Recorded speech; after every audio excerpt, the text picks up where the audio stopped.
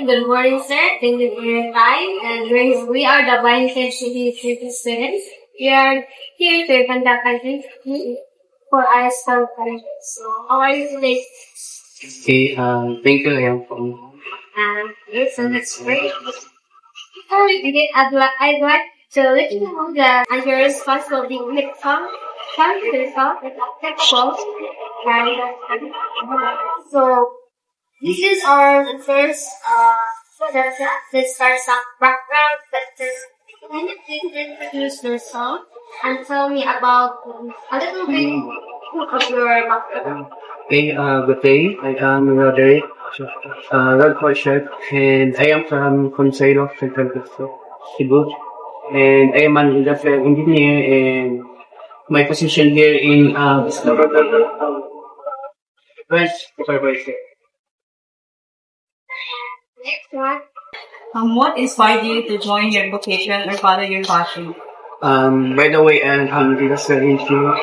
So, being an industrial engineer is very broad or really flexible. So, not just in manufacturing, in logistics, but also I am here in sales and operations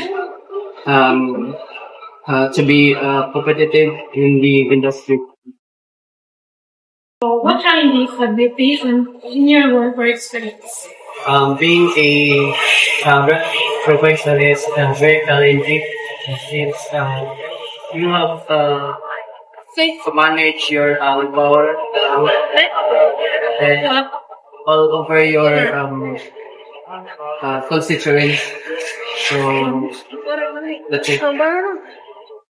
My question is, what achievement are you most proud of? My achievement that I am very proud of is that I am here in this position. So I am not afraid for what career path I am taking from production engineer to production supervisor.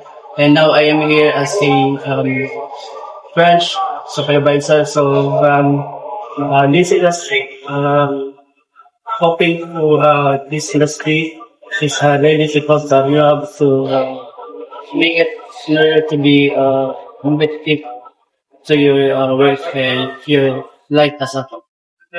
How do you stay motivated or overcome difficulties? For me, staying motivated is in the challenging. So for me, you will be stay humble, and you will remember that you have always room for improvement in order for you to improve day by day. Good morning, sir. Hello, sir. I'm Shirley Mosero. This is our last question. Number 6. What advice would you give to someone who wants to follow a similar path? For me, following a similar path is very subjective. For me, you have to love what you do and just be consistent and always focus on your goal and your dream in order for you to achieve what you want for your undertaking. Okay, so sure, thank you for your time and we really appreciate your openness and Thank you. so thank you.